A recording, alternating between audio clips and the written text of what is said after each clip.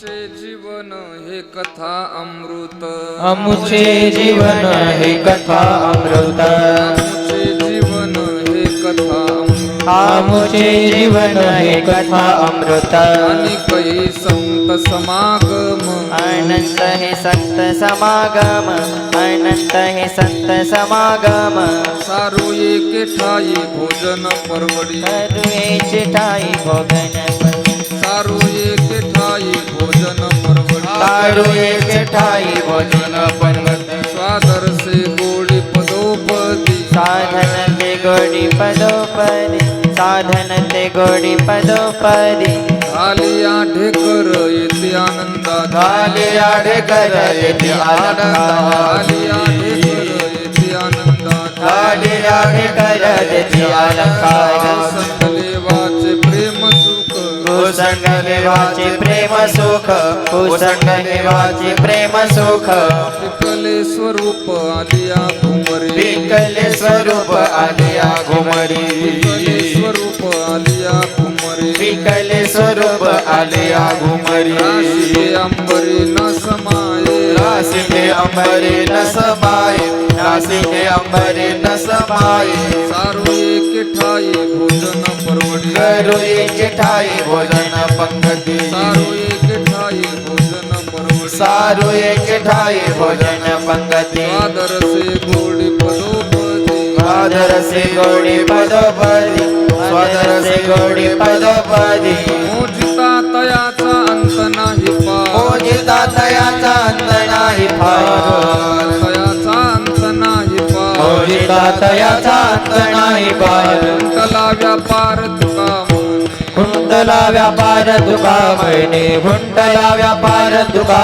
म्हणे मोजिता तयाचा अंत नाही पार मोजिता सायास अंत नाही पार तयाचा अंत नाही पार मोजिता तयाचा अंत नाही पार कुंतला व्यापार तुका कुंडला व्यापार तुका म्हणे कुंडला व्यापार तुका म्हणे सारू एके ठाई भोजन परवडी तारुएचे ठाई भोजन पंगती सारू एके ठाई भोजन परवडी तारुएचे ठाई भोजन पर्वती स्वादर से गोडी पदोपदी स्वागर से गोडी पदोपदी स्वागर से गोडी पदोपदी विठोबा रघुमाई जय खपाय जमाई जय खपाय जमाई जय खपाय जमाई खपाय जमाई आमुचे जीवन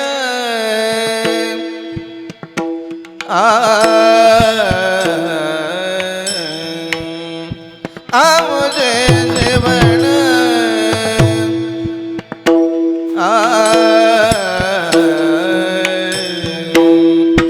हे कथा अमृत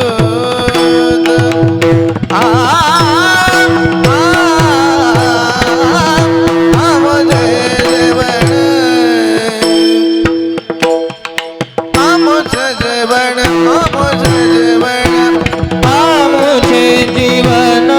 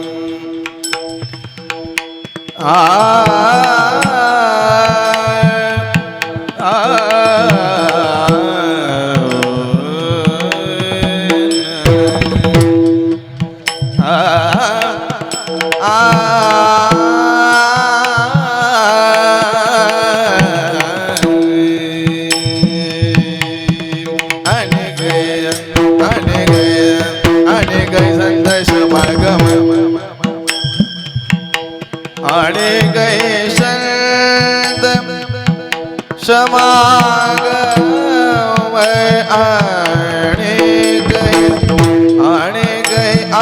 आने गए संत समागम सारू एक ठाए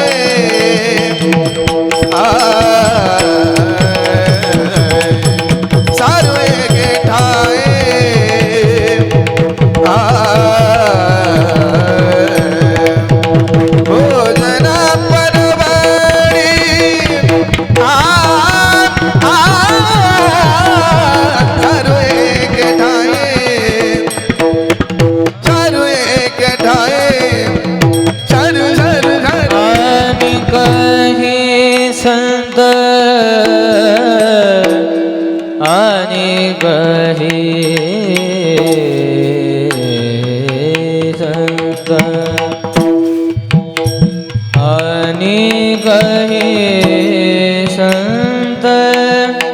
समागम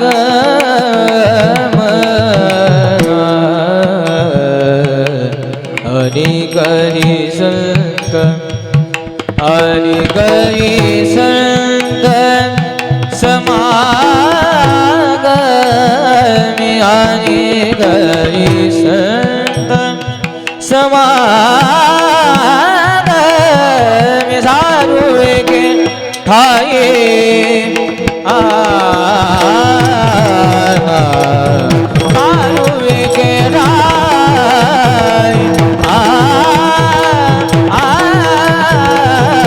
भोजन परवारी सारू एक ठाए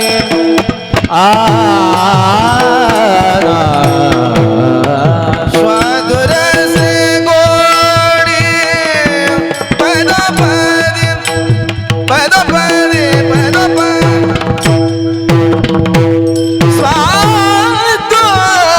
स्वादुर से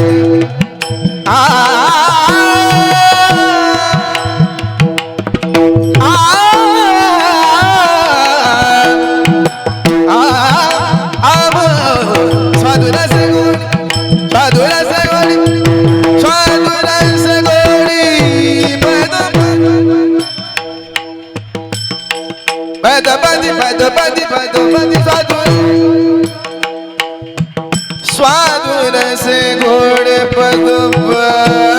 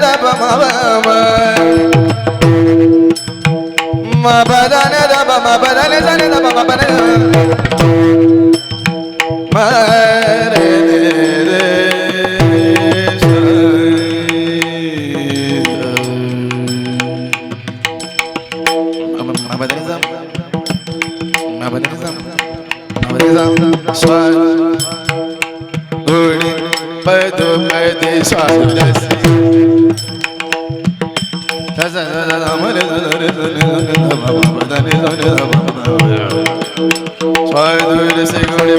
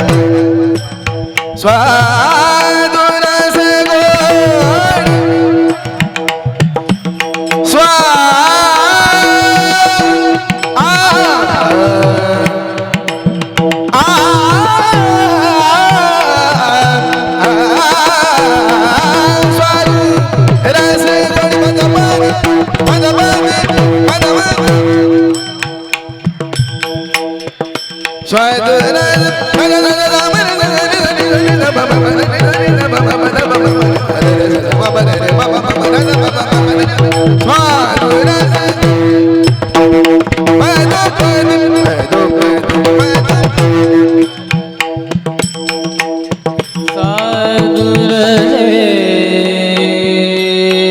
गोडी बरोबरी स्वादर से गोरी ना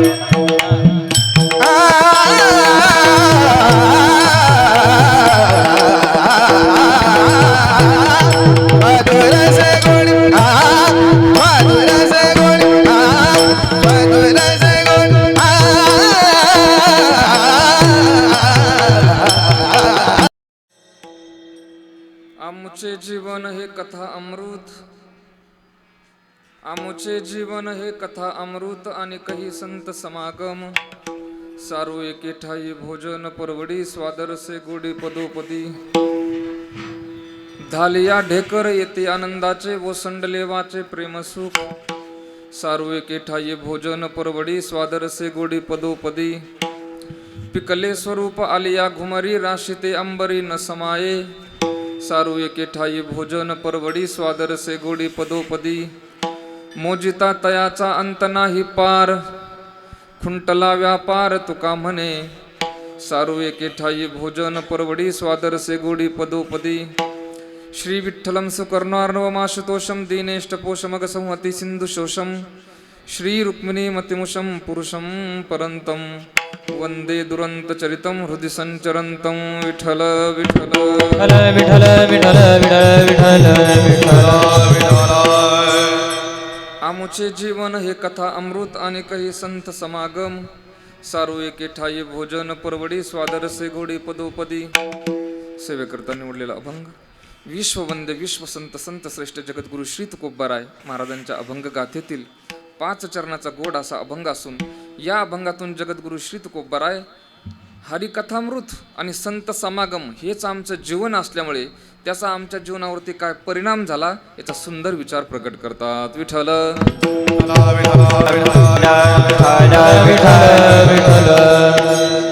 सेवेला सुरुवात करण्यापूर्वी थोडासा परिहार द्यायचा तो म्हणजे असा या सुंदर अशा मंदिराचा 10वा वर्धापन दिन आहे आणि त्यानिमित्ताने आपण एक 2-3 दिवसाचा छोटासा कार्यक्रम आपण संपन्न करताय.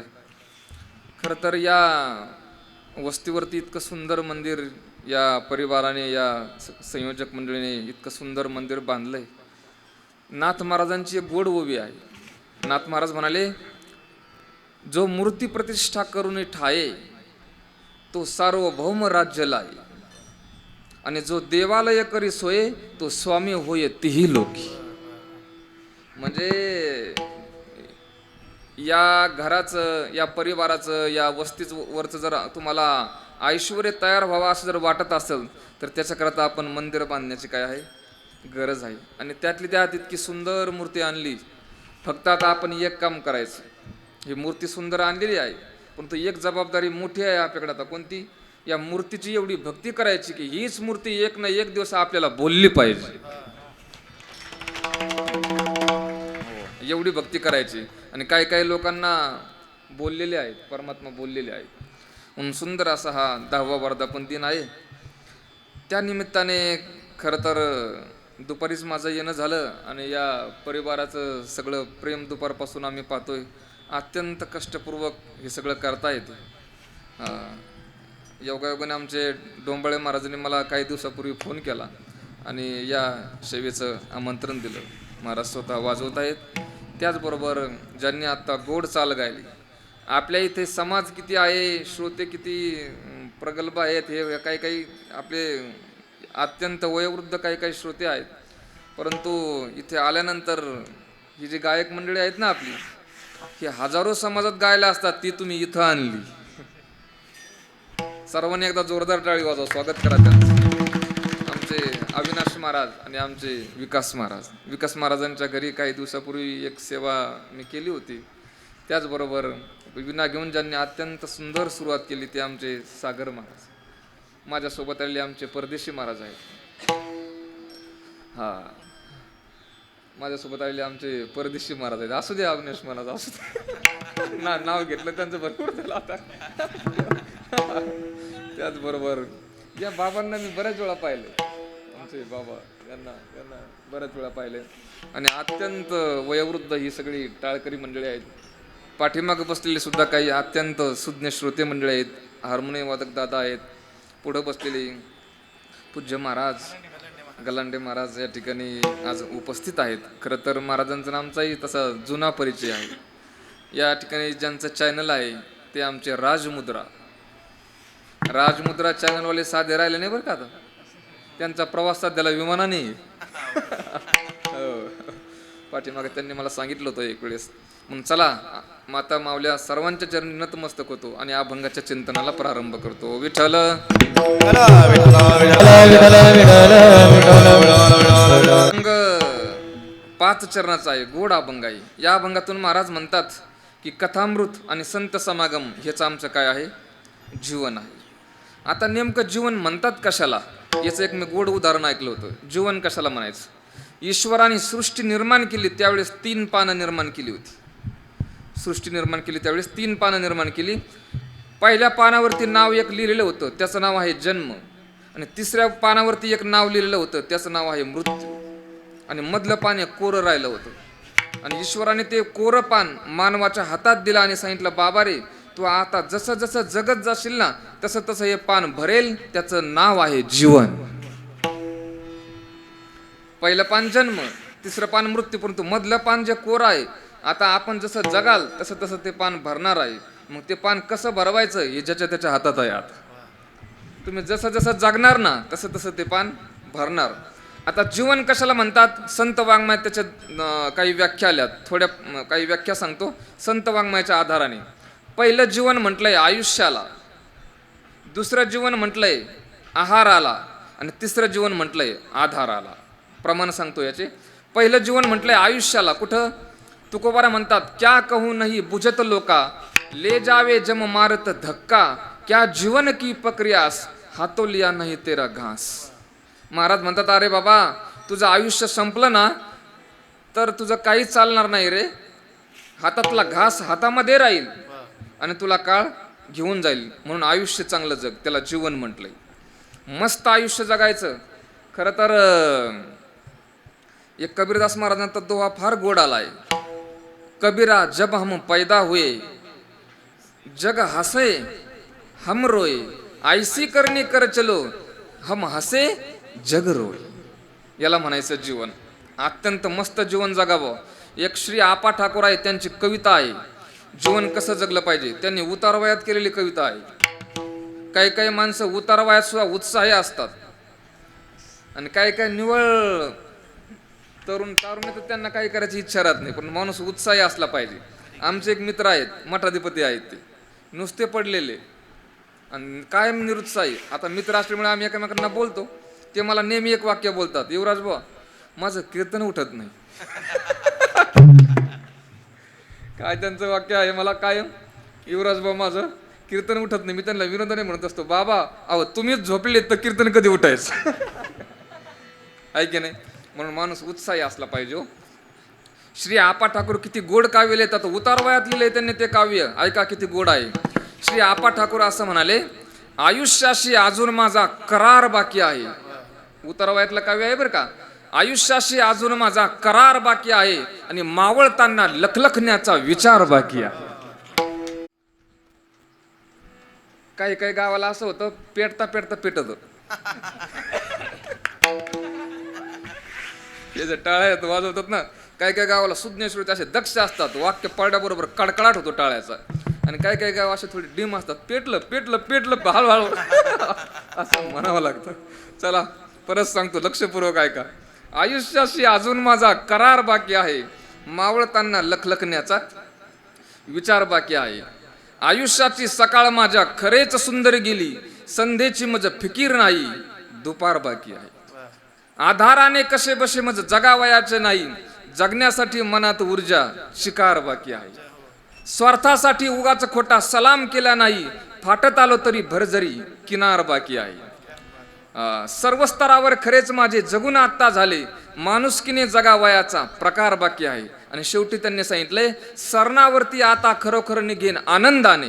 सरण म्हणतात ना, सरणावरती आता खरोखर निघेन आनंदाने, पण मृत्यूचा अजून थोडा नकार बाकी आहे.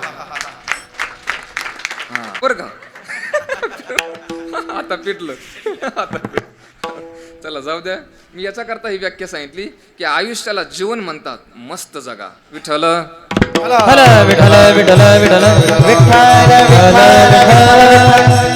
दुसरं जीवन म्हटलंय, पहिलं आयुष्याला, दुसरं म्हटलंय आहाराला.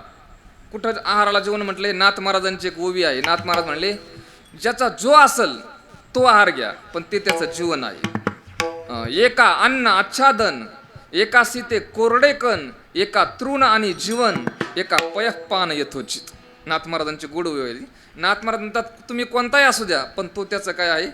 जीवन आहे. जीवना वेगळी मासुळी. मासेचं जीवन काय आहे? जीवन म्हणजे पाणी, त्याचा अर्थ तो आहे, जीवन आहे महाराज. म्हणून आपण जीवनात आहारा विहाराविषयी मस्त जागरूक असलं पाहिजे. कधीही खायचं नाही, काहीही खायचं नाही आणि कसंही खायचं नाही. काय काय लोक, इकडे शब्द आहे का नाही माहिती, पण लय रावंदाळे रावंदाळे म्हणतात का इकडे? हा, रदाडी रदाडी हा, काय म्हणतात? रदाळे म्हणतात का? रदाळे, बरं रदाळे ते रदाळे जाऊ. तिकडे खाली रावंदाळे म्हणतात. अहो काय खावं, किती खावं, थोडा अंदाज घेत जा ना. कारण तुकोबराय म्हणतात, पोटी जन्मती रोग. सगळ्या रोगाचं जनक काय आहे? पोट आहे. म्हणून पोटाला आपण जपलं पाहिजे भाऊ. तुम्ही पोट जर स्वच्छ ठेवलं ना, तर बास आपलं आरोग्य चांगलं राहतं. म्हणजे माझा आत्मविश्वास, मी सांगतो, मी अनुभव घेतलेला, मी नेहमी सांगत असतो, या जवळजवळ 25 वर्षात माझ्या चेहऱ्यावर फोड आला नाही. म्हणजे अंगावर तर सोडूनच द्या, बेंड वगैरे काय ते तर काहीच नाही, पण बारकाले फोड नसतं का, ते आले नाही. कारण का? मी जेवत होतो पूर्वी 2-3 दिवसाला एकदा, काही दिवसापूर्वी. आता एक टाइम जेवतो. तसं तर मी आता काल कुठं जेवलो आपण? काल दुपारी जेवलेलो होतो. आणि काल दुपारी जेवण तर आज काय नाही, फळं घेतली होती थोडीशी मागाशी, तेवढ्या फळावर आहे. आता उद्या द्वादशी काय असं कुठं, तिथं पाहायचा अंदाज. आता सकाळी कार्याचं कीर्तन आमचं नाशिकच्या पुढे नांदगावला. आपलं जाणं टायमाला झाला तर कीर्तन झाल्यानंतर. पण याचा परिणाम असा होतो, कमी झालं तर चालतं, परंतु अतिरेक होऊ देऊ नका. विठ्ठल विठ्ठल विठ्ठल विठ्ठल आणि माणूस त्याच्यात रोगराई, आपल्या शरीरात काय होते, ह्या अन्नाने जास्त रोगराई. म्हणजे खाण्याचं तारतम्य बिघडलं की आपलं शरीर बिघडलं भाऊ. कारण सगळ्या रोगाचं जनक पोट आहे. पोटाला जपायचं. पोट का आपण जपलं ना, तुम्ही आजारीच पडणार नाही. म्हणजे आजारी पडलेलो आम्हाला आठवत नाही कधी पडलेलो आहे. आणि काही लोक 4-8 दिवसाला आजारी. इतके कोवळे आहेत. आमचे महाराज विनोद करत असतात, इतके काही माणसं, त्यांना तीर्थ घेतलं तरी सर्दी होते आणि आरती घेतली तरी उन्हाळ्या लागतात. काय त्यांचं आरोग्य आहे. तीर्थ घेतलं तरी सर्दी नाही, आरती घेतली तर उन्हाळ्या, म्हणजे काय तुमचं आरोग्य आहे. म्हणजे मस्त राहावं. आमचे एक महाराज विनोद करत असतात की देवाने देताना आपल्याला पोट दिलंय, देवाने देताना आपल्याला काय दिलं, पोट दिलंय, त्याच्या ढेऱ्या आपण केले. म्हणजे थोडंसं तारतम्य ठेवा ना, कारण ढेरी वाढली की तुमचं आरोग्य बिघडलं, हा त्याचा अर्थ आहे. रावणाच्या एका बायकोचं नाव काय होतं, मंदोदरी. मंदोदरी का म्हणतात, ते सौंदर्याचं लक्षण आहे. मंदोदरी म्हणजे मंद उदरी, जिचं पोट बारीक आहे त्याला काय म्हणतात, मंदोदरी. ढेरपोटीला नाही. माफ करा. परंतु आपलं पोट आपण जर जपलं ना बुवा, तर तुम्ही आयुष्यात तुम्हाला डॉक्टरांकडे जायची गरज नाही. मोरारी बापूंचे 2 वाक्य सांगतो मला आवडलेले. बापूजी एका कथेत असं म्हणाले होते, या देशाने नाही जगाने जर 2 गोष्टी ताब्यात ठेवल्या तर या जगातले एकच गोष्ट ताब्यात ठेवायची, 2 गोष्टी कायमच्या बंद कराव्या लागतील. कोणत्या, फक्त वाणीवरती ताबा ठेवायचा, या जगातले 2 गोष्टी कायमच्या बंद कराव्या लागतील. कोणत्या, पहिली गोष्ट या जगातले कोर्ट बंद करावे लागतील आणि दुसरी गोष्ट या जगातले दवाखाने बंद करावे लागतील. आपल्याला लोकांना बोलायचं कळत नाही म्हणून कोर्ट चालू आहे आणि लोकांना खायचं कळत नाही. आणि मला असं वाटतं लोक घरच्या पेक्षा पंक्तीला लई जास्त जेवतात. म्हणजे मी तुमचा विरोधक नाही, अन्नदान लोक करतात, करू द्या, असू द्या, परंतु तुमच्या पोटाचा अंदाज घ्या, रोगराई वाढणार नाही याची काळजी घ्या. विठ्ठल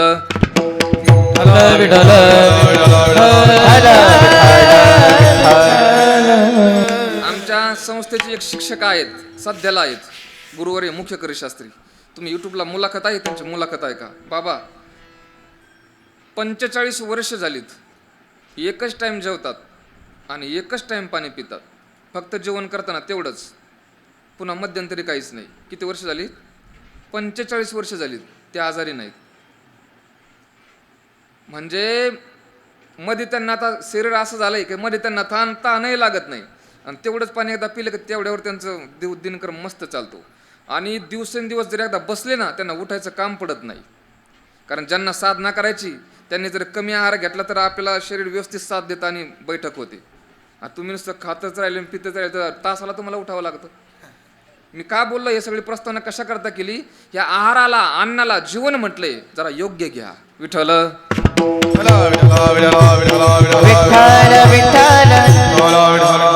या जेजुरीला एक महात्मा आहे, आम्ही त्यांच्याकडे पंढरीच्या वारीत जात असताना दरवर्षी मुक्काम करतो. तर मुक्काम केल्यानंतर त्या महात्म्याकडे मी एक वेळेस गेलो तर त्यांनी 26 वर्ष काहीतरी झालेत, अन्न घेतलेलं नाही, अन्नच घेतलं नाही. बरं, महात्मा तंदुरुस्त, चेहऱ्यावरती तेज, फक्त चहा घेतात, चहा घेतात. काय विशेषता आहे. आणि ते संन्यासी परंपरेत असल्यामुळे लोक त्यांना काही काही वेळेस गाणे देतात चहा आणि एवढं याच्यावरच. परंतु तेजस्वी. मी का बोलते, आपलं खराबा होतो तो जास्त पोटाचा, काही अतिरेक. काही काही लोकांनी पोटाची कचरा कुंडी करून टाकली. म्हणून मस्त काळजी घ्या, त्याला जीवन म्हटलंय. कशाला, आहाराला जीवन म्हटलंय. कोण नेणे अन्न जीवाचे जीवन आणि विष मिळवणं विष होय. 2 मुद्दे सांगितले. आयुष्याला जीवन म्हटलंय 1, आहाराला जीवन म्हटलंय 2, तिसरं जीवन म्हटलंय आधाराला. संत वाङ्मयात जास्त प्रमाण आहेत जीवन म्हटलंय आधाराला. आता एक नाट तुम्हाला सांगतो, त्याच्यात जीवन म्हटलंय आधाराला.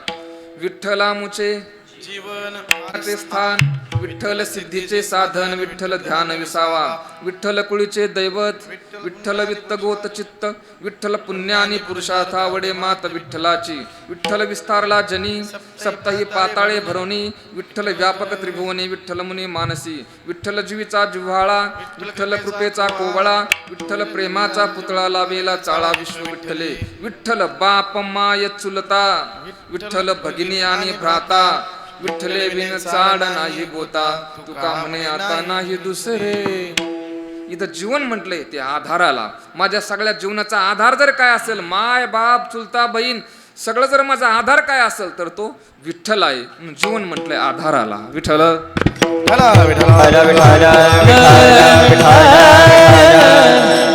चला आता थोडासा मुद्दा असं पुढे पुढे चालू. तुमचा आमचा आधार वेगळा आणि संत महात्म्यांचा आधार वेगळा. तुमचा आमचा आधार काय, देह, देह संबंधी व्यक्ती, धन आणि मान, एवढ्यात आपलं जीवन संपलं. काय काय एक वर्ग आहे या जगात, तो जगतोय फक्त देहासाठी. त्याचं कोणावरच प्रेम नाही, फक्त देहावरती प्रेम आहे. आणि त्याला म्हणतात चार्वाक. श्लोक इतका गोड दिलाय. चार्वाक असं म्हणतो, मानवी जन्माला आले ना, आयुष करा. लोक म्हणले आयुष कशी करायची? कारण हा जुना चार्वाक होता, तो म्हणला तूप प्या. कोणता चार्वाक होता? जुना होता. तो काय म्हटला? तूप प्या. आत्ताचा चार्वाक काय प्या म्हणला असता, तुम्ही तुमचा अंदाज घ्या. जुना चार्वाक तो म्हणला तूप प्या. लोक म्हणले तूप कसं प्यायचं, पैसे लागतील ना. त्याने सांगितलं कर्ज काढा. लोक म्हटले कर्ज फेडायचं कसं? तो म्हणला फेडायचं कशाला, मेलं म्हणजे गेलं. ऐका श्लोक, यावत जीवेत सुखम जीवेत ऋणम कृत्वा घृतम पिबेत भस्मीभूतस्य देहस्य पुनरागमनम कुतः. आता आपण आत्ताचा एक चार्वाक मला सापडलाय. तो चार्वाक शक्यतो कुणी ऐकलेला नसेल. तो म्हणतोय तूप नका पिऊ. आत्ताचा होता ना, काय प्या? अरे वा, मदिरा प्या. हा, आणि इतकी प्या. तो म्हणतोय जमिनीवर पडत नाही तोपर्यंत प्या. लोक म्हणले मग जमिनीवर पडल्यानंतर थोडीशी जाग आल्यानंतर त्याने सांगितलं एक काम करा, पित्वा पित्वा पुनः पित्वा यावत पतती भूतले. जमिनीवर पडत नाही तोपर्यंत प्या. लोक म्हणले थोडीशी जाग आल्यानंतर त्याने सांगितलं उत्थायच पुनः पित्वा पुनर्जन्मन विद्यते. परंतु व्यसन करणं तसं शारीरिकदृष्ट्या मानसिकदृष्ट्या हानिकारक आहे. आमचे एक संन्यासी आहेत वेरुळला, त्यांच्या आश्रमात वरती वाक्य लिहिलंय काय, दारू हा नरक आहे, तिच्यात नवसागराचा अर्क आहे, दारू पिणारा मूर्ख आहे असा माझा तर्क आहे. कोणी असेल तर माफ करा, परंतु ते वाक्य लिहिलेलं आहे बा. खरं तर काही काही लोक ते चांगले आहेत, फक्त तेवढा जर त्यांचा अवगुण सोडला तर चांगली माणसं आहेत. मी एका ट्रकवरती लिहिलेलं होतं, पाठीमागं वाचलं. तो ड्रायव्हर बहुतेक चांगला असेल. त्याने असं लिहिलं होतं, महाराज तितलिया रस पिती है, तितलिया रस पीती है बदनाम भवरे होते है. तितलिया रस पीती है बदनाम भवरे होते, शराब दुनिया पीती है लेकिन बदनाम ड्रायव्हर होते. जाऊ द्या, असू द्या, याच्या करता मी बोललो. जगतोय तो देहासाठी जगतोय. विठ्ठल विठ्ठल विठ्ठल विठ्ठल. दुसरा वर्ग या जगात जगतोय ना, तो देह संबंधी व्यक्तीसाठी जगतोय. म्हणून पाय प्रियकर प्रेयसी जर एखादं गेलं काय झालं तर त्यांनी जर धोका वगैरे दिला, ते आत्महत्या करतात. म्हणजे त्यांच्यासाठीच जगतात ते. तैसा स्त्री देही जो जीवे ना, माऊलींची गोड गोड उभी आली. हानी लज्जा काही न देखे परापवाद नाही के. तो नाचतोय म्हणलाय ना, माऊली म्हणाले काही काही लोक असं नाचतात, परंतु त्यांना ती व्यक्ती आवडली की बस, ती व्यक्ती जर त्यांच्या जीवनात आली नाही तर त्यांनी आत्महत्या केली म्हणायचं. कितीतरी लोक आहेत ते व्यक्तीसाठी जगतात. आता याच्यातही प्रकार दोन आहेत. एक शुद्ध सात्विक प्रेम असतं आणि एक वैषयिक प्रेम असतं, तेवढ्यापुरतं. मी एक मोठ्यांच्या मुखातून ऐकलं होतं, धुंडा महाराज देगलूरकर श्रद्धे फार मोठी व्यक्ती. ती व्यक्ती गेल्याबरोबर काही मिनिटात पत्नीने प्राण सोडला आणि एकाच वेळेस दोघांच्या इच्छितेला अग्नी दिला. याला म्हणतात शुद्ध सात्विक प्रेम. विठ्ठल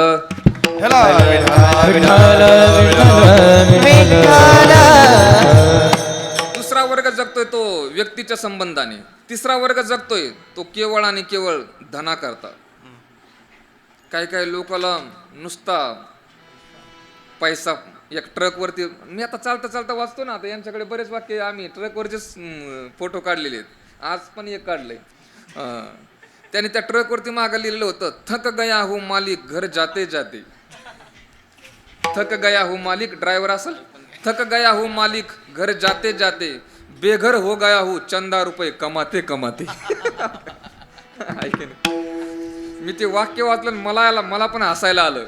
अविनाश महाराज, ते वाक्य वाचलं मला हसायला आलं. का म्हणलं, तो ड्रायव्हर आहे, आम्ही महाराज आहेत, पण दोघांचं गती एकच आहे.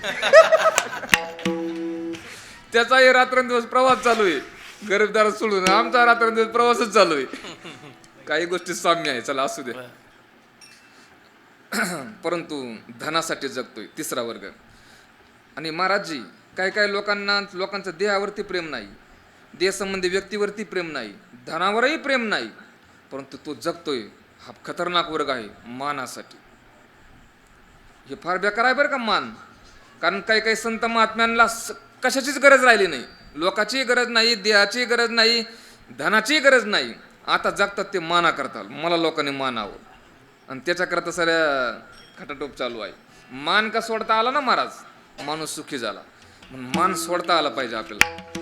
म्हणजे काय लोक माना करता काय करतात. एका माणसाने भजन ठेवलं होतं, वारकऱ्यांचं भजन ठेवलं, आणि भजन ठेवल्यानंतर त्याने हे वारकरी लोक आता सम आले की मान हलवतात, सम आले की मान हलवतात. तो घर मालक कारण म्हटलं, ए भजने हो इकडे थोडा माणूस श्रीमंत होता, असं थोडा डेरिंगबाज होता, आणि भजने आपले काही गरीब. आणि ते भजन सुरू झालं, त्याने डायरेक्ट त्या भजनेला वॉर्निंग दिली, ए भजने हो. भजने म्हणले, काय मान हलवायचं नाही. अरे ते म्हणले, पण झालं काय, सम आल्यानंतर आमची मान हलवणार ना आम्ही. त्याने सांगितलं अजिबात मान हलवायचं नाही. लोक म्हणले का. त्याने सांगितलं भजन कोणी ठेवलं, मी. मान सुद्धा मीच हलवणार. याला काय, हे लोक माना करता जगणारे आहेत काही लोक. म्हणजे त्याला वाटतं सगळं काय करावं मीच करावं. विठ्ठल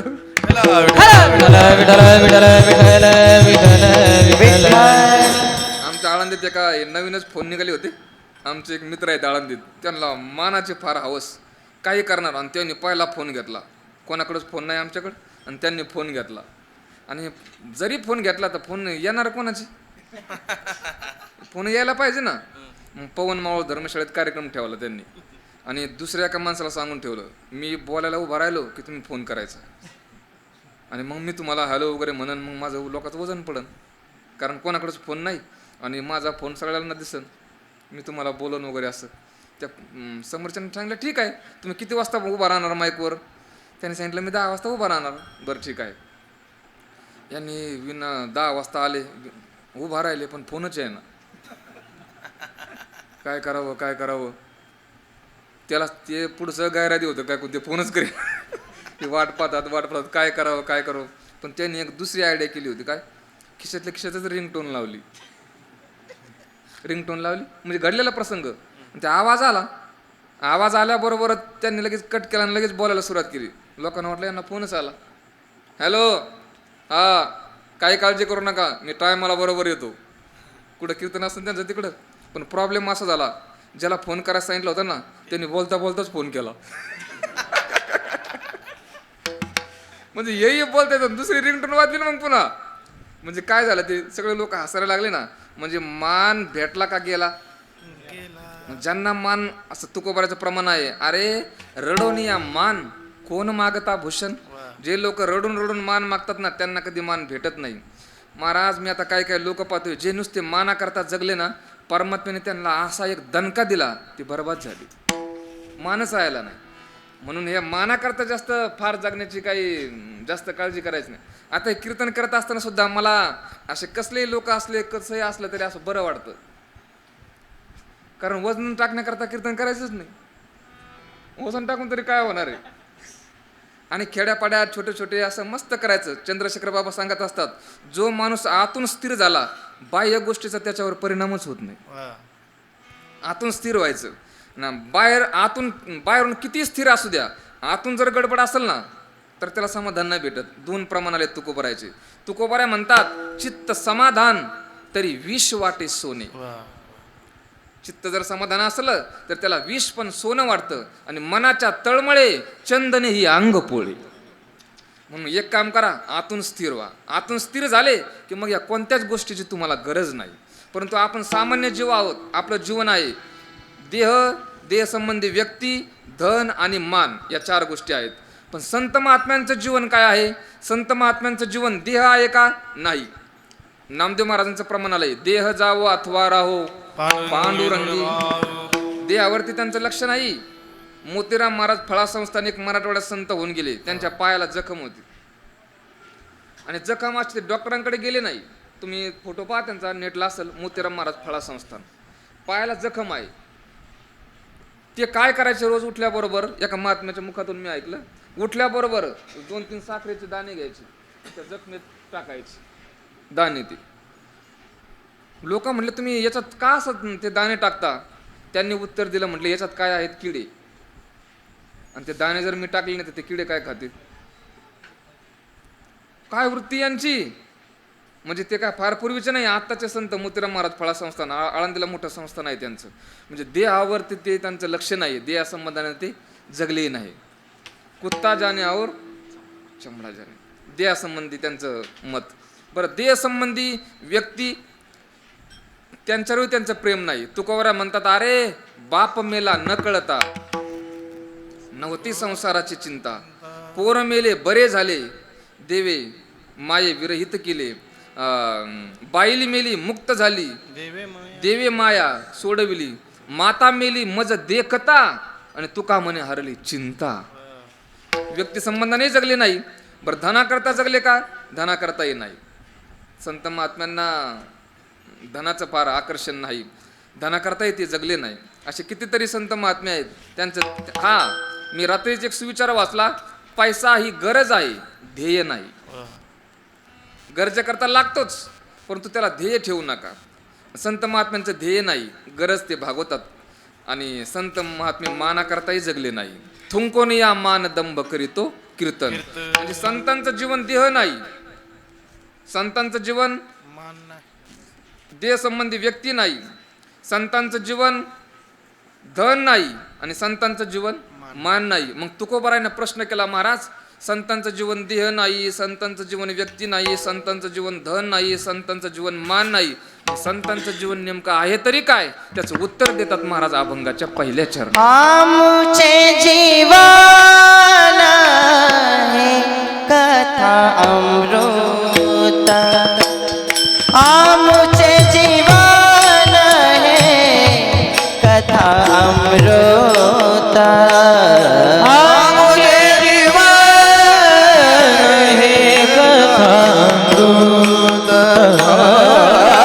आमुचे जीवन हे कथा अमृत, आमुचे जीवन हे कथा अमृत, आमुचे जीवन हे कथा अमृत, आमुचे जीवन हे कथा अमृत, आमुचे जीवन कथा अमृत. अनेक ही संत समागम, अनेक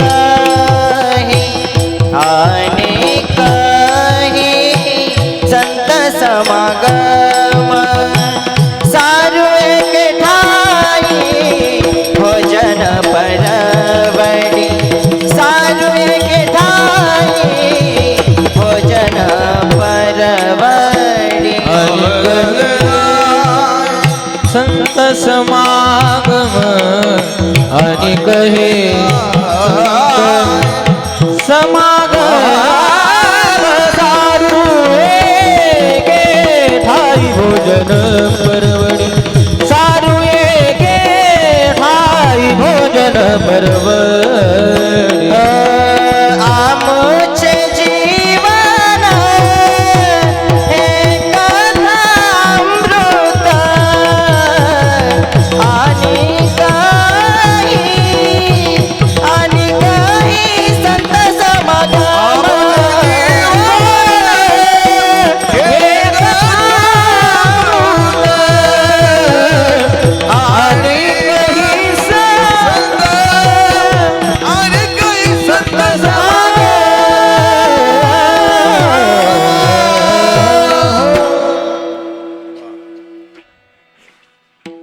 आमुचे जीवन हे कथा अमृत. संत महात्मे म्हणतात, आमचं जीवन काय आहे? कथा कीर्तन आमची काय आहेत? जीवन आहेत. कथा कीर्तनावर आपण एवढं प्रेम करायचं, कारण संत महात्म्यांचं कथा कीर्तन काय आहे? जीवन आहे. ह्या कथा कीर्तनाला एवढं जपायचं. या कथा कीर्तनाला ज्यांनी जपलं नाही त्यांचा शेवट वाईट झाला महाराज. कोणी किती काय म्हणू द्या, कोणी किती गाजलेला असून द्या, पण कथा कीर्तनाला त्याने जपलं नाही ना, त्यांचा शेवट वाईट होणार. तुकोबाऱ्याचं प्रमाण आहे त्याच्याकरता. तुकोबारा म्हणतात त्याचा शेवट साधा नाही होणार, त्याला क्षय रोग होणार. तुकोबारा म्हणतात जो ये दुषी हरीची कथा त्याशी क्षय रोग व्यथा. म्हणून लोक काय म्हणले म्हणून आपण काही बोलायचं नाही. कथा का आपली बिघडली, आपण याला जपायचं महाराज. आता कसं आहे, डॉक्टर लोक त्यांचं जीवन काय आहे, पेशंट दवाखाना. शेतकऱ्याचं जीवन काय आहे, शेती आहे. व्यापाऱ्याचं जीवन काय आहे, व्यापार आहे. तसं कीर्तनकाराचं जीवन हे कथा कीर्तन असली पाहिजे. कथा कथा कीर्तन कीर्तनकाराचं काय असलं पाहिजे. मग याच्यात विक्षिप्त काय काय म्हणजे कथा बिघडली म्हणजे नेमकं काय झालं बुवा, तुकोबारांना काय दिसलं असेल नेमकं, की महाराज म्हणतात की त्यांना रोग होईल कथा बिघडल्यानंतर. तर त्याचे छोटे छोटे कारण आहेत. काय कारण आहेत, ही कथा कीर्तन अशी आहेत त्याच्यात बाकीचे विषय आणले नाही पाहिजे. कारण सगुण चरित्रे परम पवित्रे सादर वर्णावी, बाकीचे विषय आले ना की कथा बिघडली बुवा. आता काही काही एका माणसाने मला चांगलं आठवतंय, जगन्नाथ अण्णा पवार त्यांना बोलले होते. त्यांनी 2 तास फक्त आणि फक्त छत्रपतींवरती बोलले होते कीर्तनात. तर अण्णांनी त्यांना एक वाक्य सांगितलं होतं. म्हणले बुवा, छत्रपती हे कीर्तनातील विषय आहेत, कीर्तनाचा नाही. पाबर वाक्य कळलं तर. कारण छत्रपतींनी आपण सगळे त्यांच्यामुळेच आहोत, सगळे आपण हे करतोय. परंतु 2 तासभर तुम्ही आता आई वडील हे असे छोटे छोटे विषय असतात ना, तुम्ही एक म्हणून करू शकता. परंतु 2 तासभर नुसतं एकच असे बाह्य काही काही विषय नका सांगू. कथा कीर्तन हे देवाच्या परमात्म्याच्या प्राप्तीचं साधन आहे. आणि हेच सांगायचं. आता एखादा मुद्दा तुम्ही, एक महापुरुष असतात, सगळेच समाजातले सगळेच महापुरुष आहेत, त्यांच्यावरती थोडंसं बोलायचं. परंतु 2 तासभर तेच नाही बोलायचं. आता काही काही लोक, गायक लोक आम्हाला सांगतात अभंग फक्त ते नावाला घेतात आणि त्या अभंगाचा त्यांचा काहीच मेळ नाही. जर असं कीर्तन जर असेल तर महाराज म्हणतात मग त्याला कथेचा हे काही जे परिणाम असतात ना ते त्याला भोगावे लागणार. म्हणजे जगन्नाथ अण्णांचा म्हणजे असं, आता आम्ही त्याच्यावेळेस छोटे छोटे होतो, परंतु आम्हाला त्यावेळेस वाटलं असं का बोलले असतील बरं. परंतु त्याचं कधी कधी आता उत्तर आम्हाला पाहायला भेटतं. छत्रपती हा विषय सुद्धा फार आरडाओरडा करून सांगण्याचा, ठीक आहे एखादा प्रसंग सांगू शकता, परंतु छत्रपती हा विषय सुद्धा तुम्ही बुद्धिपूर्वक सांगितला पाहिजे की महाराजांची बुद्धी काय होती. मी रायगडला गेलो त्यावेळेस ना, मी गाईड नेला होता सोबत. तर त्यांनी मला मुद्दा सांगितलं होता छत्रपतींची काय बुद्धी होती, काय त्यांचं कौशल्य होतं. रायगडवरती आपल्याला जाता येत नाही आणि तिथे रायगडाच्या वरती फार मोठे मोठे हत्ती होते. मग माणसाला जर जायला कठीण आहे तर हत्ती कशा नेले असतील, शोध घेण्यासारखा विषय आहे की नाही. हत्ती कशा नेले असतील, तर ते छत्रपतींची त्याला बुद्धी म्हणतात. त्या गाईडने आम्हाला सांगितलं. परकीयांनी आक्रमण केल्यानंतर तो राजा ज्यावेळेस आला त्यावेळेस त्याने युद्ध करायचं सोडून दिलं. तो म्हटला महाराज आम्ही यायला इथं परेशान झालोय, तुम्ही हे हत्ती इथं कसे आणले, युद्ध नंतर करू, ते आम्हाला पहिलं सांगा. इतक्यावरती तुम्ही हत्ती आणले कसे. तर महाराजांनी त्याला उत्तर दिलं, बुवा त्याला डोकं म्हणतात. काय डोकं आहे, हे छोटे छोटे पिलं असताना आम्ही खांद्यावरती आणले आणि वरती आणल्यानंतर त्यांना मोठं केलं, त्यांना म्हणतात छत्रपती शिवाजी महाराज. महाराज श्री गुरु तात्यांनी त्यांचं चरित्र केलेलं होतं, 7 दिवस कथा केली होती त्याची. मग त्यांचे मुद्दे पहा कसे आहेत ते. नुसतं आडावाडा हे तसं नाही, बुद्धिपूर्वक महापुरुषांना हे आपण तपासलं पाहिजे. मी याच्याकरता तुम्हाला बोललोय. आता हे आई बाप हे काही विषय कीर्तनात आले, ते तेवढ्या प्रत्येक मुद्दा तुम्ही घ्या ना. 2 तास त्याच्यावरच म्हणल्यावर त्या अभंगाला कधीच न्याय द्यायचं. म्हणून आणि काय काय लोक असे जे जास्त आईबापाच्या नावाने आडा लागले त्यांच्याच आईबापाची पंचायती आहे की नाही. म्हणून जाऊ द्या.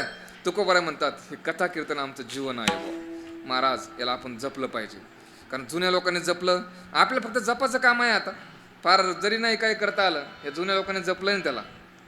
म्हणून आमुचे जीवन करू नये नवे सांभाळावे जाचे जाणे, सांभाळावे जाचे जाणे, सांभाळावे जाचे जाणे. जिने करुणिया नये सांभाळावे जाचे जाणे, सांभाळावे जाचे जाणे, सांभाळावे जाचे जाणे.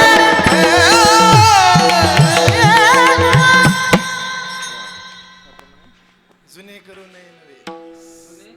नये नवे सांभाळावे ज्याचे त्याने. बर जुने जुने करू नये नवे, सांभाळावे त्याचे कानो बनाना देव करेन. बर ठीक आहे. हो, म्हणून आता ठीक आहे, कालानुरूप थोडं थोडं थोडं थोडं आपल्याला काही थोडासा, पण चालता चालता तेवढासा थोडासा, परंतु याला जपायचं. कारण महाराज म्हणले आमचे जीवन हे कथामृत, आमचं काय आहे, जीवन आहे. महाराजांनी या कीर्तनाला उपमा कशाची दिली, अमृताची. एक भाव सांगतो आणि पुढच्या चरणात प्रवेश करतो. हे कथा कीर्तनच खरं अमृत आहे. अमृताची ठिकाणं 5 आहेत. कोणती कोणती? पहिलं अमृताचं ठिकाण आहे समुद्र. समुद्रातून निघालं ना 14 रत्नापैकी. पहिलं ठिकाण आहे समुद्र. दुसरं अमृताचं ठिकाण आहे चंद्रामृत सुखे सेवेल. तिसरं अमृताचं ठिकाण आहे स्त्रीच्या ओठात, एक छोटीशी कथा आहे. चौथा अमृत आहे नागाच्या फणीत, एक कथा आली. आणि पाचवा अमृत आहे स्वर्गात. हे 5 ठिकाण आहेत. परंतु हे कवी लोकांचं मत आहे. पण आमचे संत महात्मे म्हणाले अरे नाही, ते खरे अमृताचे ठिकाणं नाहीतच. म्हणाले कसं काय? कारण समुद्राजवळ जर अमृत असतं तर मग तो खारट कसा, चंद्राजवळ जर अमृत असतं तर मग त्याला क्षय कसा, स्त्रीच्या ओठात जर अमृत आहे तर त्याचं सेवन करणारा पती मरतो कसा, नागाच्या फणीत जर अमृत आहे तर मग विष ओकतो कसा, आणि स्वर्गात जर अमृत आहे तर मग पतन होतं कसं. यांच्याजवळ कुणाजवळच अमृत नाही. या जगात फक्त अमृताचं ठिकाण एकच आहे, आणि ते ठिकाण म्हणजे भगवत भक्तांचा कंठ आहे. किती विशेषता आहे कथा कीर्तनाची. म्हणून ते कथा कीर्तन आपल्या एकदा वाणी वाटे बाहेर आलं की आपला देह पवित्र होतो. म्हणून पवित्र तो देह वाणी पुण्यवंताने जो दे अच्युत सर्व काळ. म्हणून कथा कीर्तन जपायची, आणि या कथा कीर्तनात जपलं की माणूस असा मस्त होतो. म्हणून महाराजांचं अमृताची उपमा दिली, आमुचे जीवन हे कथा अमृत. विठ्ठल विठ्ठल विठ्ठल विठ्ठल विठ्ठल. जसं संतांचं जीवन कथामृत आहे ना, तसं कथेचं जीवन पण संत आहेत. कारण भक्ताविन देवा कैचे रूप घडे सेवा शोभ विले येरा येरा म्हटलंय. कारण संत जर राहिले नाही तर मग कथा कीर्तन कोण करील. म्हणून जसं भक्ताचं जीवन हे कथामृत आहे, संतांचं जीवन कथामृत आहे, तसं संतांचं जीवन काय आहे, कथामृत. आणि हरिकथेचं जीवन काय आहे, संत आहेत. कारण संत टिकले तर कथा कीर्तन होतील. म्हणून आमुचे जीवन हे कथा अमृत. आणि पुढचं एक पद गोड वापरलंय, काय, हे कथा कीर्तन आम्ही कशी करू. अभंगाचं दुसरं चरण. सारू एके ठाई, सारू एके ठाई, भोजन परवडी, भोजन परवडी, भोजन परवडी. सारू एके ठाई,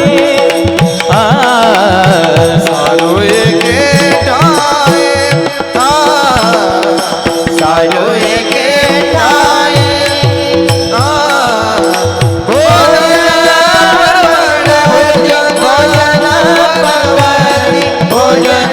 परवडी, सारू एके ठाई, सारू एके ठाई, सारू एके ठाई. भोजन परवडी, भोजन परवडी, भोजन परवडी. सारू एके ठाई, सारो एके ठाई, सारो एके ठाई. भोजन परवडी, भोजन परवडी, भोजन परवडी. सारू एके ठाई, सारू एके ठाई, भोजन परवडी. स्वादर से गोडी पदोपदी, स्वादर से गोडी पदोपदी. सारू एके ठाई, सारू एके ठाई. भोजन परवडी, भोजन परवडी, भोजन परवडी. सारू एके ठाई,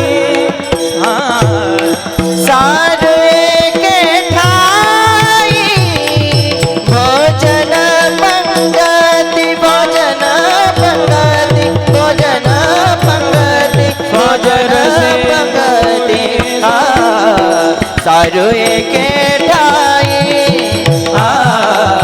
सारू एके ठाई भोजन पर्वती भोजन पर्वती भोजन पर्वती सारू एके ठाई सारू एके ठाई सारू एके ठाई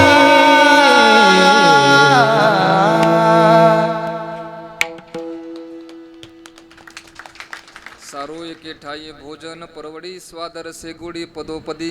आणि मग ही कथा कीर्तन आम्ही कशी करू? महाराज म्हणले सारू एके ठाई भोजन परवडी. दोन गोष्टी एकत्रित आल्या की ते चांगल्या होतात. कोणत्या? भजन आणि भोजन. मग अशी बोललो मी आता. गलांडे बाबा, मी काल भाव ऐकला. भजन आणि भोजन याच्यात फरक काय आहे? भोजन म्हणजे वर एक मात्रा आली आणि भजन म्हणजे सरळ आलं. त्याचा अर्थ इतका गोड सांगितलाय. भोजनाकरता मात्रा असावी, प्रमाण असावं. भोजन शब्दावर मात्रावर आली ना, भोजनाकरता प्रमाण असावं. परंतु भजनाकरता मात्रा नाही. तुम्ही कितीही करा. काय गोड भाव आहे. सारू एके ठाई भोजन परवडी. भोजन करायचं याचं. आणि संतांचं भोजन काय आहे? संतांचे भोजन अमृताचे पान आणि करीती कीर्तन सर्व काळ. एका ठिकाणी यायचं आणि मस्त. आणि त्या पुढचं एक पद गोड आले. सारू एके ठाई भोजन परवडी परंतु स्वादरसे गोडी पदोपदी. एका ठिकाणी यायचं आणि भजन करायचं. आता एका ठिकाणी आपण सगळे आलोय म्हणून या भजनाचा आनंद आहे. तुम्ही जेवढे विघटित होत चालाल ना तेवढं तुमचा आनंद कमी होईल. आणि जेवढे संघटित व्हाल तेवढा आनंद वाढतो. जुन्या काळात 100 कुटुंबाची काही अशी घरं होती. 100 माणसं त्या कुटुंबात राहायची. आणि आता 2 माणसं राही ना. पती पत्नीचं भांडण होतं. नवरा एकीकडं आणि बायको एकीकडं. आता आणि म्हणजे जेवढा आपण एकत्रित येऊ तेवढा आपला काय होईल? आनंद वाढल. आणि जेवढे आपण पांगल्या जाऊ तेवढा आपला आनंद कमी होतो. आणि आनंद कसा घ्यायचा या कथा कीर्तनाचा? महाराज म्हणले सारू एके ठाई भोजन परवडी. आणि स्वाद घ्यायचा त्याचा. कीर्तनाचा स्वाद घेता आला पाहिजे. म्हणजे चालता चालता आपण चांगले सिद्धांत शोधणं, चांगले प्रमाण शोधणं, याची असा स्वाद म्हणजे काय? त्याची रुची घ्यायची. आता हे गुणवान लोक चाली म्हणतात, यांचा आनंद घेता आला पाहिजे. वेगवेगळ्या ग्रंथांचा चिंतन, त्याचा आनंद घेता आला पाहिजे. कीर्तनाचा असा आनंद घेता आला पाहिजे माणसाला. आणि कीर्तनाचा आनंद जर तुम्हाला घ्यायचा असेल तर मग त्याच्याकरता चांगली मंडळी बोलावी लागतात. आणि निव्वळ मुरदाड छापाल्यावर मग कशाचा आनंद आहे? त्यांना कशाचाच काही गंध नाही. आणि मग तुम्हाला तो आनंद काही जास्त भेटणार नाही महाराज. आता काय लोक कशाचा काही अर्थ सांगायला लागले. आता मी एक आमच्या मयूर महाराजांनी मला सांगितलं का कीर्तनकाराने अभंग घेतला होता, नाचो कीर्तनाची रंगी. आणि प्रस्तावना कशी केली त्यांनी? लोकांना विचारलं तंबाखू खाता का? लोक म्हटले हो. तंबाखूला काय लावतात?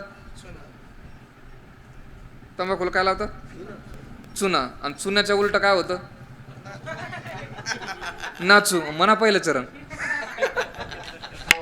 अशी प्रस्तावना केली.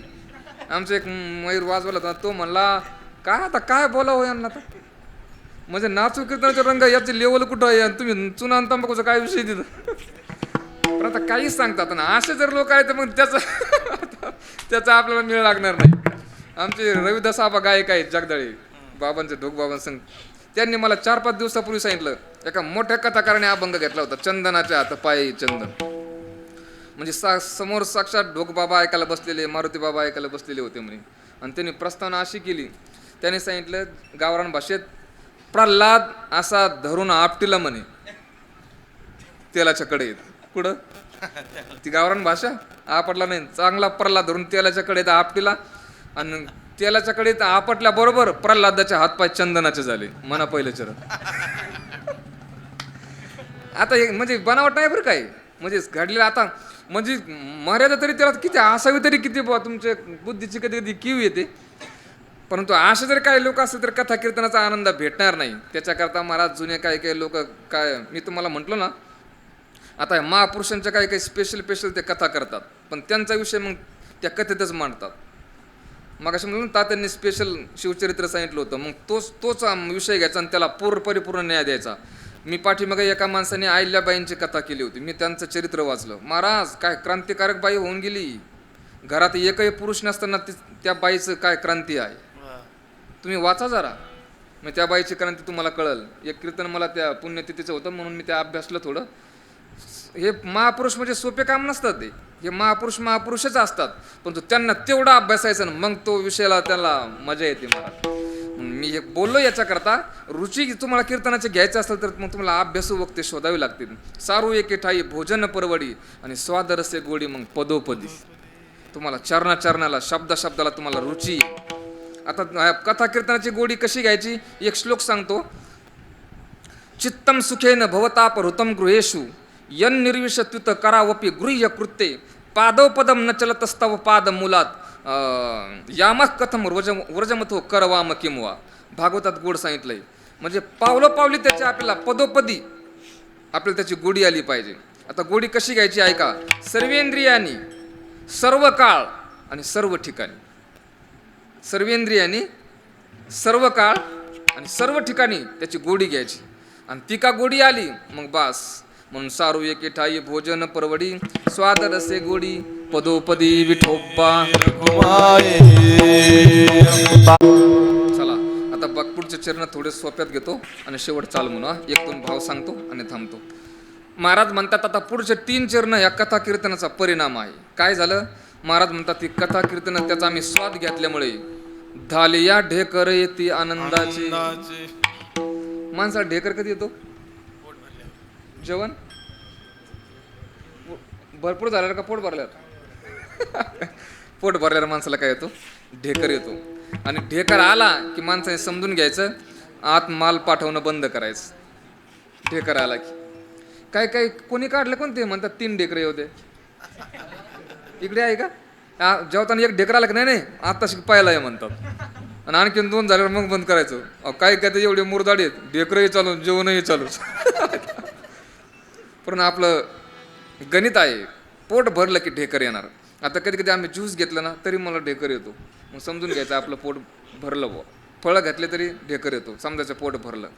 म्हणून धालिया ढेकर ढेकरे जेवण दिसे साचे तुकोबारा म्हणतात, नाही तरी काचे कुंथा कुंती. ढेकर आला की जेवण चांगलं झालं म्हणायचं. ऐका आता मला दुसरं उत्तर द्या, ढेकर कशाचे येतात. ढेकर येत नाही तुम्हाला, कशाचे येतात मग. अरे वा, कोण म्हटलं वा वा वा वा वा. ढेकर आपण जे खातो त्याचे ढेकर येतात. म्हणून काही माणसाला शेपूची भाजी खाल्ली ना त्याला ते करपट ढेकर. तुम्ही जे खाणार त्याचे ढेकर येणार. तुकोबारा म्हणतात आम्हाला ढेकर कशाचे आले, धालिया ढेकर येते आनंदाचे. मग तुम्हाला आनंदाचे ढेकर आले म्हणजे तुम्ही खाल्लं काय. तुकोबारा म्हणतात तुका म्हणे खातो आनंदाचे लाडू खातो, त्याच्यामुळे ढेकर सुद्धा कशाचे येतात, आनंदाचे येतात. त्याची येतात ती ढेकर आणि आनंदाचे हरिहर. धालिया ढेकर येते आनंदाचे आणि मग तो संत महात्मा ओसंडले वाचे प्रेम सुख. महाराज आपण आतून जसा असतो ना त्याचा परिणाम जगावर तसा होत असतो. आता कथा कीर्तनात एखाद्या वेळेस आमच्याकडून एखादं वाक्य इकडं तिकडे जाऊ शकतं, मानवी जीवन आहे, एखादा भाव इकडे तिकडे जाऊ शकतो, चुकीचा भाव लागू शकतो, एखादं वाक्य जाऊ शकतं. तरीसुद्धा समाज कधी कधी काही वाक्याला काहीच म्हणत नाही, कारण तो आतून तसा नसतो. आतून तो स्वच्छ असला की त्याचा परिणाम तसाच होत जातो. जुन्या काळात आम्ही आता एवढं चांगलं सांगतोय, जुन्या काळात लोक काही नुसते शिव्या द्यायचे कीर्तनात तरी लोकांना गोड वाटायच्या, कारण ते आतून तसे नव्हते. आता 4 वर्ग आहेत. एक वर्ग आहे बाहेरून गोड बोलतो पण आतून लय कपटी. त्याला सुभाषित आलं एक, मधुतिष्ठती जीव वागरे हृदय तो हलाहलम. म्हणजे वाणीवर मद गोड आहे पण आतून नुसतं विष. आता दुश्मन लोक पहा ते सुद्धा बोलताना मस्त राम राम श्याम श्याम. आता काही राजकीय लोक पहा ना, एकमेकाच्या समोर नसल्यावर किती एकामेकाचे काढतात आणि समोर आल्यावर किती गोड बोलतात हसून खेळून. काही लोक बोलताना जरी गोड बोलले तरी आतून त्यांच्या विष असतं. आमचे गुरुवर्य जयारेचे 3 प्रकार सांगायचे.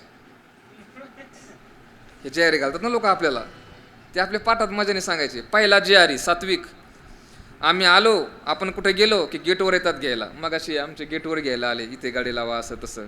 शुद्ध सात्विक जयारी त्याला म्हणतात. जयारी जयारी. कसा झाला प्रवास? बरं, अगोदर बसा, थोडं चहा पाणी घ्या, नंतर होऊ द्या 10-5 मिनिट लेट होऊ द्या. याला सात्विक जयारी म्हणायचं. दुसरा जयारी आहे ना, तो थोडा रजगुणात, म्हणजे जे आम्ही त्याच्या घरी जरी गेलो तरी तो आतूनच म्हणतो जयारी,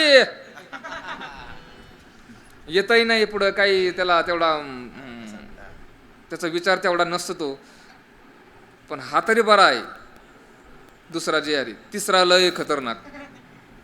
तो आज गेल्यावेळी आमच्याकडे असं पाहतो, जयारी. त्याच्या त्या जयारीची ट्युनिंग बदलते. समजायचं हे लय बेकार काम आहे. हा, म्हणताना म्हणतो जयारी, पण आतून निवड त्याच्या अंतःकरणात विषच असतं. अरे काय मारा लोक येते. म्हणजे बोलताना लोक गोड बोलतात, पण आतून विष असतं. पहिला वर्ग आहे. दुसरा वर्ग आहे, बोलताना कडू बोलतो, परंतु आत मवाळकी असते. आई स्वतःच्या मुलाला म्हणते, अरे उन्हात नको मरू, सावलीत मर. पण जरी असं मर वाक्य बोलले तरी अंतःकरणातून प्रेम असतं आईच्या. तिसरा वर्ग आहे, तो बोलतानाही कडूच बोलतो, वाईटच बोलतो, आणि आताही त्याच्या वाईटच असतं. तुकोबारा म्हणतात, भूमी कापे त्यांच्या भारे, बोले निष्ठुर उत्तरे, पापदृष्टी मळीन चित्त. हे असे काही लोक बोलतानाही कडूच बोलतात आणि असतानाही ते कडूच असतात. शिवी नाही बरं काही, ही चव सांगितली तुम्हाला मी. पण चौथा वर्ग या जगात आहे संत महात्म्यांचा. बोलतानाही गोड, साचा आणि मवाळ, मितुले आणि रसाळ, आणि शब्द जैसे कल्लोळ अमृताचे. संत आतूनही गोडच आहेत आणि बाहेरूनही गोडच आहेत. एक अभंग म्हणू लागा मला, शुद्ध बीजा पोटी फळे, मुखी अमृताची वाणी देह, आणि तिसरं चरण सर्वांग निर्मळ. चित्त जैसे सर्वांग निर्मळ, म्हणजे आतूनही गोड आणि बाहेरूनही गोड. यांना संत महात्मे म्हणायचं. धालिया ढेकर येती आनंदाचे, आणि ओसंडले वाचे प्रेम सुख. मग आणखीन काय त्यांना झालं तर महाराज म्हणतात, पिकले स्वरूप आली या घुमरी. त्यांच्याकडे आता ज्ञान प्राप्त झाल्यामुळे त्यांचं एवढं स्वरूप पिकलंय. 2 अर्थ निघतात, एक भक्तीने पिकलेलं वेगळं आणि ज्ञानाने पिकलेलं वेगळं. त्यांचं जीवन एवढं पिकलंय, पिकले स्वरूप आली या घुमरी, आणि राशी ते आंबरी न समावी. त्यांची आता दृष्टी एवढी झाली, या जगात त्यांना काही वाईट दिसतच नाही. मुरारी बापू एक सुविचार सांगत असतात, शेवटी जीवन असं जगायचं कसं. सुरुवातीला सगळं करायचं, गुरु शिष्य हे सगळा पसारा करायचा, पण शेवट कसं जगायचं. ना कोई गुरु ना कोई चेला, दुनिया में मेला मेले में अकेला. असं राहायचं भाऊ. आता आम्ही मुलं शिकवतो, हे सगळं करतो ना, परंतु आता हळूहळू वाटचाल आम्ही चालू केली. कशी मस्त हे सगळं करायचं, पण याच्यात असं मनाने ठरवून घ्यायचं. आमचे महाराज आम्हाला नेहमी म्हणायचे, या जगात शेवट आपला असा झाला पाहिजे, आपल्याला माणसाची गरज लागल असं आपलं जीवन नाही राहिलं पाहिजे. प्रेमाने येऊ शकतात, परंतु आपल्या गरजा वगैरे अशा मस्त सगळ्या हे करून टाकल्या की मग तो म्हणू शकतो, महाराज तुम्ही गरजा संपून पहा, काय सुखी माणूस होतो. आपल्या सगळ्या गरजा या मागं इकडे खेंगट म्हणतात का, हे मागं जे आपण लावून घेतलं नाही सगळं, याच्यामुळे आपला सगळा सत्यानाश होतो. आणि त्याच्यामुळे आपल्याला नाईलाज असतो, लोकांपुढे हात पसरावा लागतो. पण आपल्याकडे का काही तुम्ही गरजा संपून पहा, या जगातले तुम्ही राजे आहात. तुकोबारा म्हणतात, तुका म्हणे राजा आम्ही त्रैलोकीचे. कशामुळे? आमच्या गरजा संपल्या. आणि गरजा का तुमच्या संपल्या, बास तुम्ही जिंकलं बुवा. पण तुम्ही गरजा संपवत नाहीत. नातवाचं जमाला आहे, म्हातारे जातात. कोणाचं? नातवाचं लग्न जमावला. आता नातू त्याचा पाहिजे ना भाऊ. तुमच्या मुलाचं तुम्ही करत ते ठीक आहे, नातवाचं. मला एक प्रश्न पडतो, जुन्या काळात म्हातारे माणसं लग्न जमवायचे, ते 10-5 म्हातारे कोण्या गावात राहायचे, ते कुठे गेले हो? आहेत का आता? आता नाही कोणी, आता नाही काही. मी त्याला एक म्हणत असतो, हे म्हातारे माणसं आता उलट बदलले. पहिल्या काळात लग्न जरी जमलं, हे म्हातारे म्हणायचे यांचे गुण जुळले का नाही, लोक म्हणायचे नाही मग लग्न होणार नाही, हे म्हणायचे. आता ते बदलले. आता लग्न जर जमलं आणि कोणी त्यांना म्हणलं गुण जुळत नाहीत, ब्राह्मण म्हणाला गुण जुळत नाहीत, हे म्हातारे माणसात नाही जुळत, जुळून घ्या. पाळी तशी आली, असू द्या. पिकले स्वरूप आली या घुमरी, मस्त गरजा संपवा आणि मस्त राहा. आणि मग तो माणूस राशी ते आंबरी न समाय. मग तो एवढा आनंद होतो. आनंदाचे डोही आनंद तरंग आणि आनंदाची अंग आनंदाची. महाराज स्वामी विवेकानंदांकडे परदेशात गेले त्यावेळेस काहीच नव्हतं, परंतु गरजा संपलेल्या होत्या ना. गरजा संपलेला माणूस असा मस्त शोभून दिसतो. मला काल रात्रीच एक वडवणीला एक गृहस्थ भेटले, ते शिक्षक होते. 50च्या 60च्या आसपास त्यांचं वय असेल, ते आता रिटायर झालेत नेमके. ते म्हटले महाराज ग्रहस्थी माणूस म्हणू शकतो मला काही काम नाही राहिलं, 50,000 त्यांना पेन्शन येते रिटायर झाल्यामुळे, आणि एवढं स्वच्छंदी जगतात ना. म्हणजे हेच मला असं वाटतं, हेच माणसं खरे संत पदाला जाऊ शकतात. वेशावर काय नका घेऊ, काही पॅन्ट शर्टवर तुमच्यासारखे माणसं असू शकतात. जर तुमची अशी वृत्ती असेल ना तर तुम्ही संत आहात. आनंदी जीवन इथपर्यंत आपलं जातं. गावू नाचू विठो तुझा करू अनुवाद, जिकडे पाये तिकडे सर्व मय गोविंद, आणि मग आनंद रे विठोबा झाला माझे म्हणे. इथपर्यंत आपलं जीवन का गेलं, आपलं जीवन सफल झालं. पिकले स्वरूप आलिया घुमरी, राशी ते आंबरी न समाये. शेवटचा भाव सांगतो आणि थांबतो. खरं तर 7 ते 9चे कीर्तन म्हणजे कीर्तन हे अवांतर प्रयोजन असतं, परमप्रयोजन म्हणजे त्याच्यामुळे जास्त लेट करणं बरं नाही. हो हा ना, आज एका तरी फराळ आहेच ना, का निरंकार आहे निर्जला आहे काय? अहो एकादशीचा उलट जास्त जास्त जरा तो आमच्या जुने मार लोक ते सांगायचे ना, दशमीलाच तो बायकोला म्हणतो ए आज चांगलं जेवण कर. कशाला? उद्या एकादशी. एकादशीला रोज लेट उठतो, पण एकादशीला सकाळी लवकर उठतो. बायकोला म्हणतो ए कर बरं चहा. ते म्हणले आज लवकर कसं काय? तुला माहित नाही का आज काय एकादशी? अरे फराळ लवकर कर आज एकादशी. अहो दुसऱ्या दिवशी सुद्धा लवकर जेवतो, म्हणतो काय कालची काय एकादशी? गुरुवारी श्रद्धे पांडुरंग महाराज घुले बाबा हे निर्जला करतात, पाणी सुद्धा घेत नाहीत. करून पाहा ना. म्हणजे एकादशी आहे म्हणजे आता हे मीडिया आहे त्याच्यामुळे काही गोष्टी बोलता येत नाहीत. हे साबुदाणा वगैरे आहे ना, ते आरोग्याला धोकेदायक आहे, जास्त नका खातो. साबुदाणा आहे ना, आता मी जवळजवळ 12-15 वर्ष झाले खात नाही, कारण मी ते पाहिलंय सगळं. म्हणून एकादशी धरणं म्हणजे काय आहे, दूध वगैरे घ्या, साधे साधे फळं घ्या, मस्त राहा. कारण हे कारखाना आहे ना, 15 दिवसातून 1 दिवस सुट्टी द्या ना याला. त्याचा अर्थ आहे चला मोजिता तयाचा अंत नाही पार, आणि खुंटला व्यापार तुका म्हणे विठ्ठल. विठ्ठल विठ्ठल विठ्ठल विठ्ठल. झालं. आता शेवटचा मला अत्यंत महत्वाचा भाव सांगायचा आणि थांबायचं. महाराजजी मी अभ्यासपूर्वक बोलतोय. मागाशी मी कीर्तनाच्या थोड्या मर्यादा सांगितले ना, आता शेवटची मर्यादा सांगतो. कथा एकूणाची आहे, कीर्तन एकूणाची आहेत, देवाची. पण ऐकू सांगतो, एक ऐका लक्षपूर्वक ऐका. कथा कीर्तन जरी देवाची असली तरी ती कथा ही देवापेक्षा श्रेष्ठ आहे.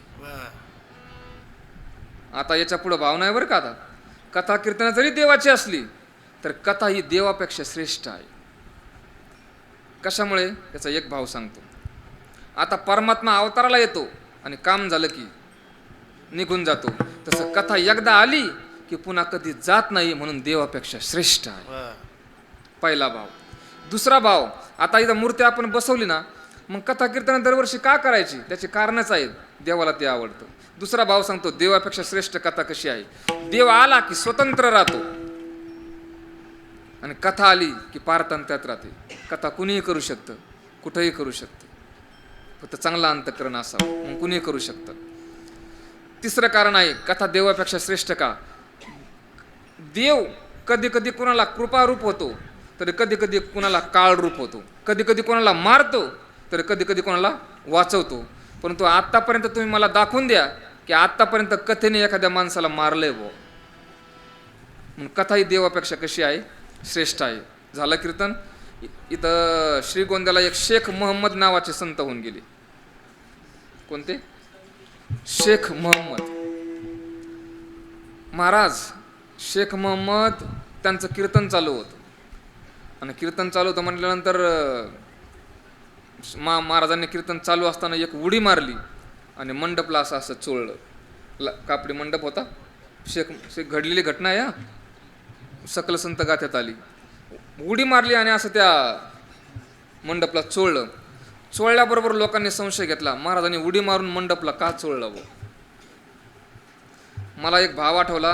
शेख मोहम्मद महाराजांनी एक उडी मारली तर लोकांनी संशय घेतला. आताचे काय काय नुसते उड्याच मारायला लागले. काय काय कीर्तनकार आता आपण पाहतोय ना, नुसते उड्याच मारायला लागले तरी लोक संशय घेणार. काय दुर्दैव आहे महाराज. शेख मोहम्मदाने एक उडी मारली आणि लोकांनी संशय घेतला आणि विचारलं, महाराज उडी का मारली? शेख मोहम्मद म्हणले, अरे तुकोबारायचं कीर्तन चालू होतं देऊला आणि एका कोपऱ्यात मंडप पेटला होता. मी उडी मारून तो मंडप विझवला. लोक थोडे नास्तिक विचाराचे होते, अश्रद्ध होते. ते कीर्तन झाल्याबरोबर निघाले आणि देहूला गेले. आणि देहूला गेल्यानंतर त्यांनी जाऊन पाहिलं तर खरंच दृश्य होतं. एका साईडला मंडप जळालेला होता आणि तो विझवलेला होता. पण यांची खुमखुमी जिरली नाही. तरी पण परत आले आणि शेख मोहम्मद महाराजांकडे गेले आणि विचारलं, महाराज तुम्ही म्हणताय तुकोबरायांचं कीर्तन चालू होतं, मी मंडप विझवला. पण तुकोबराच्या कीर्तनात देव होता ना, तिथं पाठीमागच देव होता ना. मग तुकोबराच्या कीर्तनात जर देव होता, देवाला मंडप पेटलेला दिसला नाही का? शेख मोहम्मदाने दिलेलं उत्तर मला आजच्या कथेला लावायचं. शेख मोहम्मद म्हणाले, बुवा तुकोबराचं कीर्तन चालू होतं, देवही तिथं होता, परंतु प्रॉब्लेम असा झाला होता, काय तुकोबराचं कीर्तनच एवढं रंगलेलं होतं, त्या रंगदेवतेमुळे देवाला समाधी लागली, मंडप पेटलेलं देवाच्या लक्षातच आलं नाही. लक्षात नाही आलं. आणि मग मला इथून जाऊन तो मंडप विझवावा लागला. आता प्रमाण आहे का? तुका म्हणे कथा देवाचेही ध्यान आणि समाधी लागून उभा कथी. म्हणून ही कथा देव जिथं जिथं मूर्ती प्राणप्रतिष्ठा झाली तिथं तिथं कथा कीर्तन झालीच पाहिजे. म्हणून हा आपला वर्धापन दिन आहे आणि या परिवाराने अत्यंत उत्साहाने हा वर्धापन दिन करतात. त्यातले त्यात या आजच्या सेवेकरता मलाही या परिवाराच्या वतीने इथं येणं झालं. खरं तर मगाशी म्हटलं मी, दुपारी आल्यापासून आज आम्ही शक्यतो लवकरच कोण्या गावाला जाणं होत नाही, त्याच्यामुळे त्या लोकांचा आपला स्वभाव कळत नाही, त्या कुटुंबाचा स्वभाव कळत नाही. परंतु आता आम्हाला सकाळचं एक कीर्तन नाशिक नांदगाव, संध्याकाळी जालना गाठायचं, रात्री तिकडे परळे वैजनाथ कळवतो. म्हणलं सकाळी सकाळी प्रवास करून आता आराम झाला म्हणजे रातभर जागे जातो. पण काही काही कुटुंबात अगोदर गेलो की त्यांचं ते अत्यंत स्नेहाचं बोलवणं. खरं तर वैष्णव मुनिजन विप्रांचा सन्मान करावा हे त्यांच्याकडून शिकावं. म्हणून या कुटुंबाचं अत्यंत सुंदर जीवन, परमार्थ चांगला केला की तुमची मुलं बाळं ही संस्कारित होतात आणि त्या कथा कीर्तनाने आपल्या सर्वांवरती परिणाम होतो. आणि आपण सुद्धा या आता कथा कीर्तन आपलं जीवन समजा. एकदा कथेला बसले ना तर उठत जात जाऊ नका. पहिला नियम, उठत जात जाऊ नका. त्याच्यानंतर तुकोबरायचा का अभंग तुकोबराने शिव्या दिल्या त्या अशा लोकांना. नये आळसे मोडू अंग आणि कथे कानवडे ढुंग म्हणतात. महाराज म्हणतात असं वाकडं पण व्हायचं नाही. आणि हेळणेचा रंग दाविलो तो चांडाळ. शिस्तीत मस्त बसायचं. श्रोत्याच्या समोर येऊन तुम्ही बसले ना, मस्त शिस्तीत बसायचं, व्यवस्थित. तुमच्याकडे पाहून आम्हाला कीर्तन करावं वाटलं पाहिजे, अशी नजर पाहिजे. आता तुमच्या कपड्याला गंध वगैरे लावलेला आहे, मला बरं वाटलं भाऊ. काय काय माणसं लयच मुरदाड हो. आमच्या समोर बसले ना, त्यांचं ना आमचं काय वैरी आहे का काय, आमच्याकडे पाहता ना असे पाहतात. बरं पापणी खाली करत नाहीत, आहे का गेलं मेलं ते कळत नाही. मस्त बसलं पाहिजे. तरणा भाग्यवंत नटे. हा मस्त आपलं कथा कीर्तन. आम्ही सणावाराला नवे कपडे घालत नाहीत, पण कीर्तनाला घालतो. कारण विठोबाचे राज्य आम्हा नित्य दिवाळी कथा कीर्तनावरती प्रेम करायचं. आता तुम्हाला तसं दिवाळीला दसऱ्याला याला तुम्ही त्याला घाला, आपली संस्कृती आहे. पण त्याहीपेक्षा कथा कीर्तन तुम्ही कोकणात जा, त्या माता मावल्या पुरुष वर्ग असा नटून थटून असतो. सगळ्यांच्या डोक्यात टोप्या वगैरे, बुक्का लावलेला, अशा उत्साह. आता दिंड्या आहेत ना आपल्या सोहळ्यात, कोकणी दिंड्या पा, सगळ्या माता मावल्याला एकच साडी पावल्या खेळतात. आणि आपल्या इथं सगळ्याला मिळून एक कलर आहे नाही, त्याचा मेळ लागत नाही. परंतु असू द्या, असं मस्त शिस्तीत जरा याची आता गरज नसते म्हणा तशी, पण एक तिथपर्यंत जाण्याकरता हे बाह्य रंग याला म्हटलंय ना. म्हणून अत्यंत उत्साहपूर्वक आपली कथा कीर्तन आपली असली पाहिजेत. म्हणून या कथा कीर्तनाचं आपण आज चिंतन केलंय. मोजिता तयाचा अंत नाही पार, मोजिता तयाचा अंत नाही पार, मोजिता तयाचा अंत नाही पार, मोजिता तयाचा अंत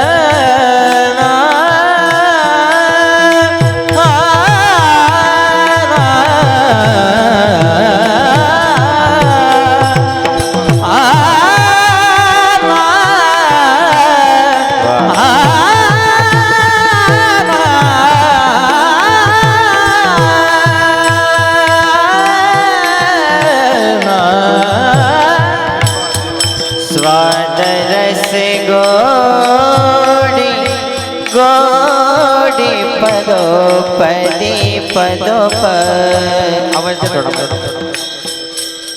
हो स्वाद रसे गोडी हो स्वाद रसे गोडी पदोपदी पदोपद ये ना